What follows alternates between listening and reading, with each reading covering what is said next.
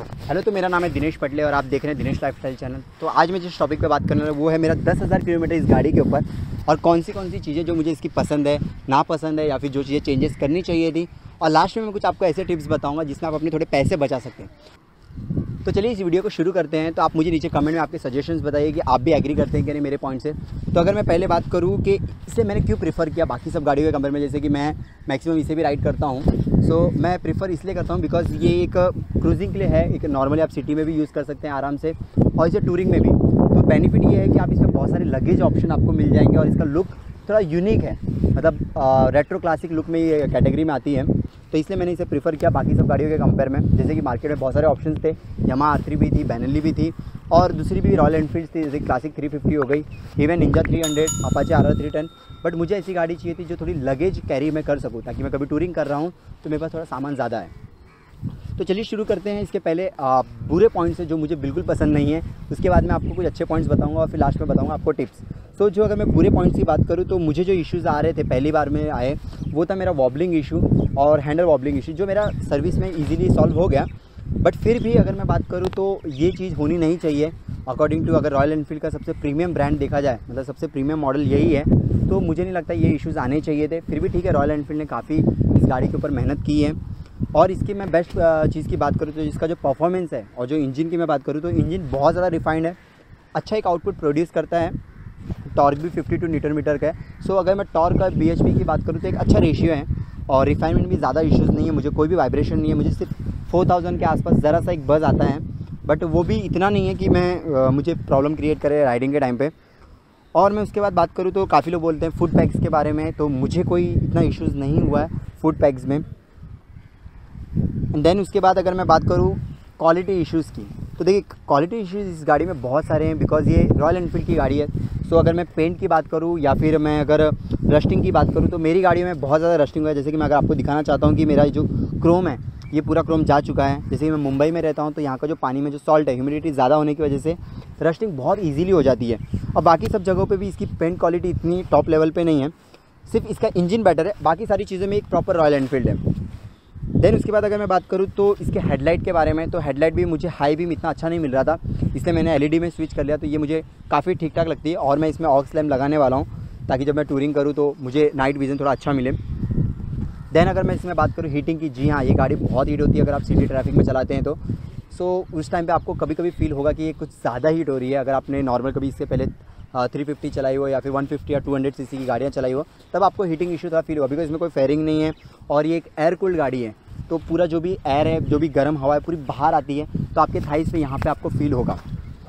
Then मैं बात करूँ अगर सर्विस की, तो सर्विस में भी इसका ज़्यादा कॉस्टिंग नहीं आता। सर्विस में जो इसका ऑयल है वो लगभग 2000 का आ जाता है। तो इसके पहले मैंने एक वीडियो बनाई थी कि जिसमें मेरा जो सेकंड सर्विस हुआ मैंने उसमें क्या क्या चेंज किया, तो आप ये वीडियो को देख सकते हैं, तो थोड़ा आपको ज़्यादा अच्छा पता चल जाएगा इस गाड़ी के बारे में। फिर हैंडल बार्स की बात करूँ तो हैंडल बार बहुत अच्छे हैं, एक अच्छा अपराइट देते हैं, तो आराम से आप इस पर टूरिंग कर सकते हैं। मैंने इसे अब तक लगभग लॉन्ग टूरिंग वन स्ट्रेच मेरा रहा है लगभग 1000 किलोमीटर का रहा है, तो मुझे उसमें तो कोई इश्यूज़ नहीं आए ऑन दिस वन। सो ये मुझे काफ़ी प्लस पॉइंट लगता है कि जो इसका अर्गोनॉमिक्स है वो काफ़ी अच्छा है। देन अगर मैं बात करूँ तो इसके सीट की, तो मैंने सीट में काफ़ी चीज़ें चेंज कराने की कोशिश की है। मैंने थोड़ा इसमें पहले कुशनिंग डलवाई है, फिर उसके बाद मैंने ये वाटर प्रूफिंग के लिए कराया ताकि थोड़ा पानी आता तो गीला ना हो जाए सीट। बट अभी मेरा प्लान है कि मैं इसमें चेंजेस करा के इसमें थोड़ा और कुशनिंग करूँ, ताकि जब मैं लॉन्ग राइड्स करूँ तो ये सफिशिएंट नहीं है। मतलब आपका लेंथ बहुत है सीट की, बट विड्थ नहीं है। तो मैं रिकमेंड करता हूँ कि आप लोग थोड़ा अच्छा कुशनिंग करवा लें, तो शायद आपको एक लॉन्ग राइड में अच्छा स्ट्रेच मिलेगा। एंड देन मैंने बैकरेस्ट लगवाया हुआ है। अगर मैं कहूँ कि इस गाड़ी के पावर के हिसाब से, तो प्लीज़ आप लोग बैकरेस्ट लगवा लीजिए, बिकॉज अगर आपके पीछे कोई बैठा हुआ है और अगर आपने थ्रॉटल फुल दे दिया तो उसके पीछे जाने के चांसेस कुछ ज़्यादा ही है, क्योंकि जो पिकअप इतना तेज़ होता है तो शायद पीछे वाला आदमी निकल सकता है बाहर गाड़ी से। सो मैं रिकमेंड करता हूँ कि आप एक बैकरेस्ट लगा लें ताकि उसके बैक पे एक सपोर्ट रहें, तो वो बाहर ना जाए। देन अगर मैं बात करूँ उसके बाद मुझे मॉडिफिकेशन कुछ ज़्यादा नहीं लगते कि जो आपको इसमें कराने की ज़रूरत है। तो अगर मैं क्लच की बात करूँ तो ये थोड़ा स्टिफ क्लच है, तो आपको कभी कभी फील होगा जब आप लंबा चलाएंगे ना तो थोड़ा सा आपके हाथ पेन होने लगेंगे, बट अगर आप ग्लव्स यूज़ करते हैं तो इतनी ज़्यादा तकलीफ़ नहीं होगी। एंड अगर मैं यहाँ पे बात करूँ तो एग्जॉस्ट के बारे में, एग्जॉस्ट का साउंड बहुत अच्छा है। मुझे थर्ड पार्टी एग्जॉस्ट में जाने की ज़रूरत नहीं है, मुझे काफ़ी अच्छा जो रंबलिंग साउंड आता है वो काफ़ी अच्छा लगता है। सो मैंने अभी तक ऐसा कुछ सोचा नहीं कि मैं इसमें अपग्रेड करूँ।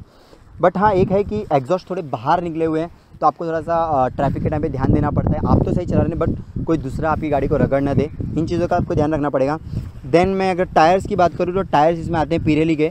देखिए ये पिरेली के टायर्स है बट ये पिरेली के टॉप लेवल के टायर्स नहीं हैं, ये सबसे बेस वाले हैं। तो मुझे नहीं लगता कि इस गाड़ी के लिए ये सूटेबल है। थोड़ा सा रॉयल एनफील्ड को अच्छे और टायर्स में जाना चाहिए था, but still tyres are good. But अभी देखते हैं अगर फ्यूचर में, बिकॉज इसका 47 bhp है तो आप MRF या फिर CA टायर्स में नहीं जा सकते, बिकॉज वो उतने हाई स्पीड और उतने वेट के लिए नहीं बने हुए हैं। सो मैं रिकमेंड करता हूँ कि प्लीज़ अगर आप जब चेंज कराएं, जब तक रॉयल एनफील्ड ऑफिशियली आपको कुछ नहीं बताता तब तक आप इसे ही प्रीफर करिए। ये अभी तक के लिए इसके लिए बेस्ट टायर्स हैं।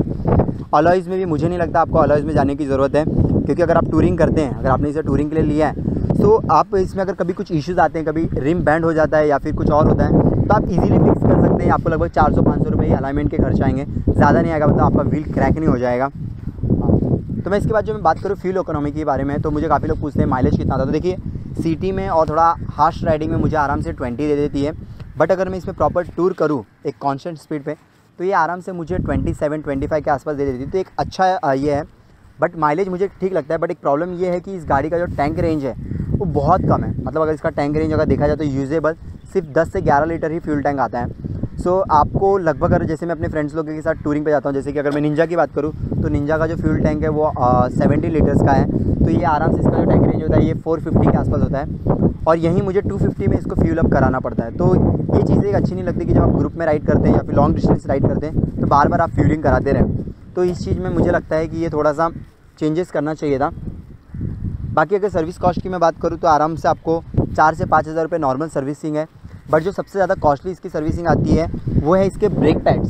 सो इसके जो ब्रेक पैड्स है वो आगे के लगभग 2600 के हैं और पीछे के लगभग 2300 के हैं, तो ये थोड़े कॉस्टली हो जाते हैं। सो अगर मैं दोनों को मिला के बात करूँ तो लगभग 5 से 6 हज़ार के अंदर सिर्फ ब्रेक पैड हो जाते हैं। तो ये थोड़ा आपको बड़ा खर्चा आ जाता है। बाकी ऑयलिंग व्हीलिंग बाकी सारी चीज़ें तो इतनी कॉस्टली नहीं है, सिर्फ इसके टायर्स और आपको ब्रेक पैड्स ये दोनों कॉस्टली। लेकिन मैं रिकमेंड करता हूँ अगर मैं अभी मेरा जो आगे का प्लान है कि मैं कोशिश करूँगा कि इसमें जो ब्रेक पैड्स हैं तो मैं इसमें सोच रहा हूँ आगे मैं निशनिन के डालूँ जो CBR 250R में यूज़ होते हैं। मेरे काफ़ी फ्रेंड्स कह रहे हैं कि वो लोग यूज़ कर रहे हैं तो उन्हें कोई दिक्कत नहीं हो रही है।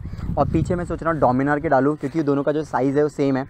और अगर मैं इसकी बात करूँ तो रुको मैं आपको एक चीज़ दिखाना चाहता हूँ। इसके अंदर जो ब्रेक पैड्स है ना वो ब्रेम्बो के यूज़ करते हैं, तो ये बहुत अच्छी बात है कि इसके अंदर जो ब्रेक पैड्स हैं वो ब्रेम्बो के हैं। बट द थिंग इज़ जो आपका मास्टर सिलेंडर है ये नॉर्मल बाइबर का है, तो आप ये एक्सपेक्ट मत करिए कि आपके गाड़ी में ब्रेम्बो के ब्रेक्स है तो ज़्यादा अच्छा आपको ब्रेकिंग मिलेगा, नहीं। बिकॉज आपका मास्टर सिलेंडर नॉर्मल क्वालिटी का है तो आपको ब्रेकिंग उस लेवल की नहीं मिलने वाली है।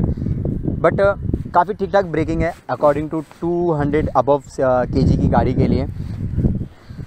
बाकी मुझे और कोई इश्यूज़ नहीं आए हैं। मैं कुछ चीज़ें चेंजेस करना चाहूँ, अगर मैं सोच रहा हूँ कभी मैं ऑफ रोड करूँ तो मैं बटन टायर में जाना चाहता हूँ, या फिर और चीज़ें अभी फ्यूचर में आने वाली मैं थोड़े मॉडिफिकेशन करूँगा, जैसे कि लगेज हो गया, थोड़ा सा सीट कुशनिंग हो गया, या फिर मैं सोच रहा हूँ मिरर्स भी मैं चेंज करूँ। तो मुझे काफ़ी लोग कह रहे थे कि आप Z900 का डाल सकते हैं या फिर आप डोमिनार का डाल सकते हैं। तो यही चीज़ें कुछ चेंजेस करने वाला हूँ। तो आप लोग मुझे कमेंट करके बताइए कि अगर आपके पास इंटरसेप्टर 650 है तो आप क्या क्या चीज़ें चेंजेस करना चाहते हैं और आपके सर्विसिंग कैसी आती है, आपका ओनरशिप रिव्यू कैसा है। तो अगर आप मेरे चैनल पे नए हैं तो प्लीज़ चैनल को सब्सक्राइब कर लीजिए। ये वीडियो पसंद आता है तो उसे लाइक कर दीजिए। तो अगर आपको ये वीडियो पसंद है तो प्लीज़ इस वीडियो को लाइक कर दीजिए। अगर आप चैनल पे पहली बार आए तो प्लीज़ चैनल को सब्सक्राइब कर लीजिए, बिकॉज आपको इस चैनल पे ऐसे ही बहुत सारे टूरिंग और मोटो व्लॉग्स के वीडियोज़ मिलने वाले हैं। चलिए bye bye, thank you so much, जय हिंद।